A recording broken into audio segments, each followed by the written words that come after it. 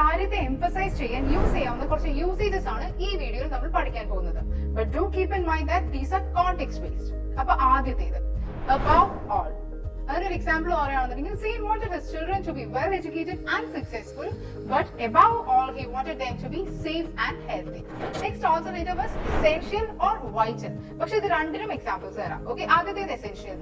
Adequate experience and English fluency are essential for this job. ഇനി vital വെച്ചിട്ടൊരു example പറയുകയാണെന്നുണ്ടെങ്കിൽ good nutrition is vital for the patient's health. Coming on to the third alternative, it's especially or particularly. ഇത് രണ്ടും വെച്ച് examples തരാം. Okay, ആദ്യം especially വെച്ചിട്ട് he was very much influenced by other writers, especially by James Joyce. In particularly വെച്ചിട്ടുള്ള ഒരു example ആണെന്നുണ്ടെങ്കിൽ I hate getting up early, particularly in winter. Coming on to another alternative, it's without a doubt.